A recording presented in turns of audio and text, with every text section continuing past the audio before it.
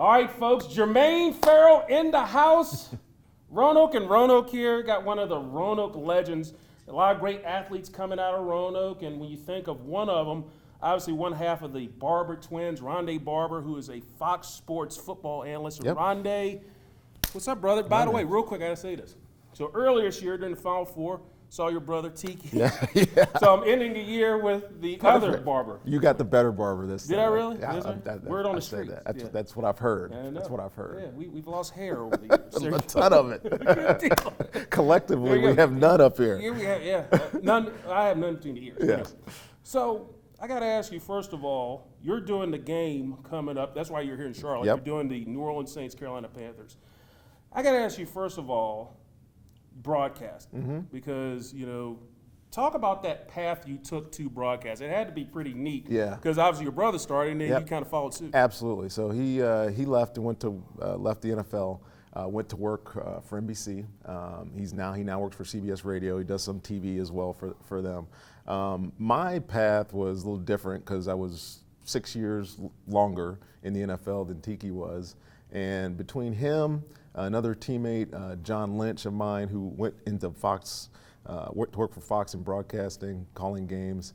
They kind of encouraged me to take that path, and then for about 2 or 3 years before the end of my career, Fox more or less recruited me to do this job, and I wasn't ever reticent enough to say no. I was kind of playing with it. Maybe, do I want to do this, or I just want to sit around with my kid? What was I going to do? I knew I was going to have to do something, and I made the decision this is what I wanted to do, and told him I would do studio work, I would do in-game work. So my first year, I did 9 games, worked with Dick Stockton, and that was my launching point. I've worked with Chris Myers over the years, for 3 years. I still do preseason with Chris Myers, and now I'm working with Kenny Albert this weekend, and I've worked with them for the past 3 years, and it's been fantastic. It's got to be neat. I mean, because obviously, we see him on TV, but obviously with Dick Stockton, we grew up with Dick Stockton with the NBA. The voice of the NBA, the right? Voice of the NBA. Yes. And now you're doing games with Dick Stockton and Chris Myers, and then you're doing games with Kenny Albert. Are there times you feel kind of an awe a little bit that you're doing games with those guys? Yeah, especially, I'll say that for sure about Dick, because Dick was the one, I'm like you. I grew up, every NBA game was Dick Stockton. Every big game, every big memory that I can recall from NBA basketball when I was younger was that voice. And then we go to our first seminar, and I'm sitting down with my new play-by-play guy, and I don't really have any idea what I'm doing. I'm like, man, it's Dick Stockton right here.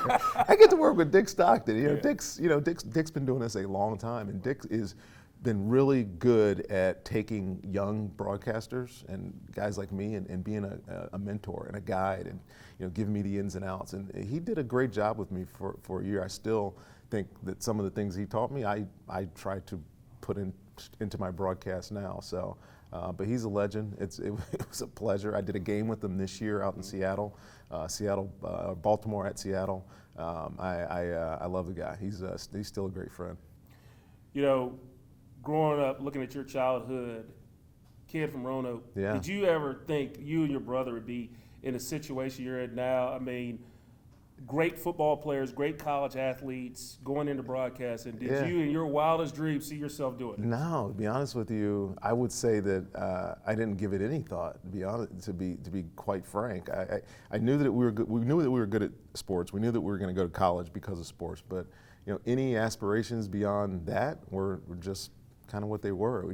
The next step was to go from high school to college, and then you get to college, and I remember Tiki's running back coach, Ken Mack, said, hey, you guys have what it takes. Like, you put a little bit more laser focus into what you want to do, you're going to play in the NFL. That was the next step.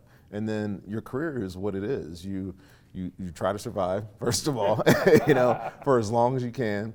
You try to make some money through this, and your play dictates that. And you try to win championships, and those type of evolutions just kind of happen naturally. I don't think that I was one of those kids, or Tiki for that matter either. I think he'll say the same thing. That grew up idolizing football enough to want to go play, because we're from Roanoke. We were a small town. Didn't really see that as an end-all goal, and then all of a sudden it happens, and you have to take what life gives you. and we took advantage of it. So if it wouldn't have been football, it would have been something else. But it is football, and it's guided my career for 22 years now. So. Good stuff. Now, Mama Barber. Yeah. I think the world of her, and you, obviously, the impact that she's had in your life as well as Tiki's life. Just talk about that overall, because you both speak so glowingly about what she's done for you to make you guys the men you are today. Yeah, absolutely. Mom was a single mom, has been told very, very frequently. And we grew up not wanting for anything, if that makes any sense, even though we didn't have a lot. We never felt like we needed more than what we had. We had a great family structure with grandmother, aunts and uncles, a lot of good close family friends that are still close family friends to this day. So she had help along the way, but what she did for us, the best thing she did for us was give us an example of how to be great human beings. And I think back now, because I have two daughters getting ready to go to college. One's going to the University of Chicago. She just got in, and my youngest is going to play lacrosse at William and Mary. So I have, trying to make these same type of influences on my kids that my mom made on me. And I don't know how she did it by herself. I give her a lot of credit. She was our rock, and even as she survived breast cancer when we were in college. She didn't tell us she had breast cancer. It was like one of those deals. She didn't want to distract us from what we were doing. But she's an amazing person. Two more real quick questions. Mm-hmm. Tampa Bay, this was a special year for you. You finally got into the Bucs Ring of Honor. Yeah. Hey, your brother was there. You and him were calling the game. Yeah. Talk about that special moment when you finally were put up on that ring. Yeah, so I'll joke and say it took them long enough to get me up there. I played 16 years. Like, I got to wait another 7 to get into the Ring of Honor. But our Ring of Honor is filled with a lot of great men. John McKay, our first coach, both of my, or at least 2 of my coaches, Tony Dungy and John Gruden, are up there. John Lynch, Warren Sapp, Derek Brooks, Leroy Selman, who was the Bucs' first Hall of Famer. They all adorn that facade up there, and to finally get that recognition, not that I didn't think that it was going to happen. I knew it was going to happen eventually, but to finally get up there and be able to get in front of the fans one last time and tell them how much they meant to me in my career, that's a moment I'll never forget. I mean, you play as long as I did. You have a ton of memories, just tons. 240-something plus games of memories, not including the Super Bowl and the playoffs and those other things. But the best ones are, the love that you feel from your fans, and it was a great opportunity to get in front of them again. Finally, got to bring this up. The Patrick Henry K. Spring. See, like you got amped up against us a few times I played, but. It seems like now the rivalry shifted to Hidden Valley. Yes. But obviously the PHK Spring rivalry was big because for me it was always Fleming. Yes. I mean, we always wanted to be Fleming, but for K Spring, it seemed like you circled the purple and gold all the time. I don't know why that was, but it definitely was. We had some good, feeling battles or whatnot versus Fleming, but it was definitely the PH. Now with the 2 high schools over there, K Spring and Hidden Valley, it's definitely, there's a different feel for it. And I haven't been back to really understand how it's changed, but I do remember 90 to 93, what it was in those battles. I mean, Shannon Taylor's, those type of guys. Man, it was fun. I mean, we won some, we lost some. And if you remember, we weren't a great high school football team. We had some good players, but it was always great. I'll never forget high school football. And I'm going to talk another rivalry, Virginia Tech. Yeah, finally. The cup is finally back. And the irony is, here's some irony, guys, on WFXRTV.com, digital original.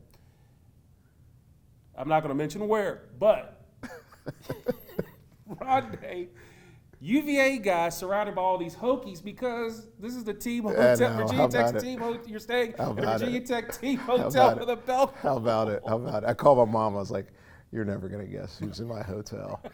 So obviously my mom's a Hokie. Yes. Mom and dad were Hokies. And she was like, no, who, why? Did you run into a relative? I was like, no, I ran into the Hokies.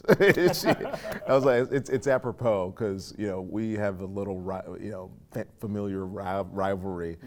She's like, oh, maybe it's this year. It's been that way for 15 years. Maybe it's this year you guys beat us. Maybe I was like, oh, it's going to be this year. And then she sent Boutique and I a text afterwards. She's like, enjoy your year.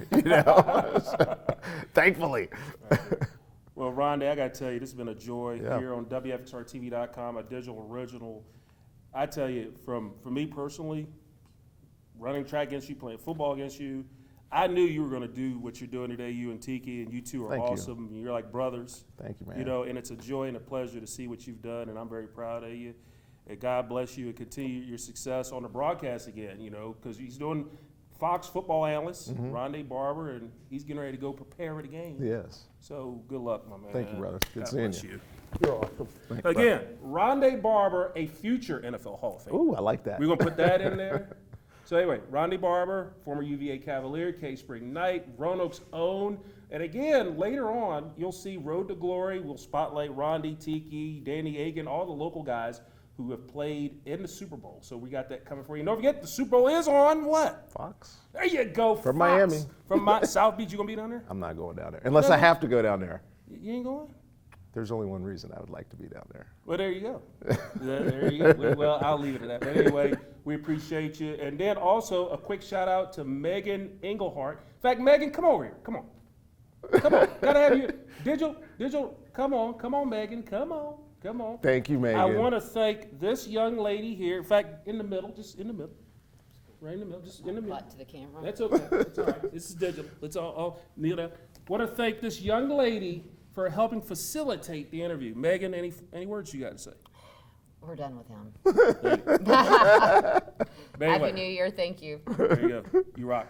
Thank you so much. You're welcome. Megan Englehart, awesome. Ronde Barber, Jermaine Ferrell, and it's WFXR TV Digital Original. I hope all of your teams are winners. Have a wonderful and blessed night, morning, everyone, as we are here all day, every day on WFXRTV.com.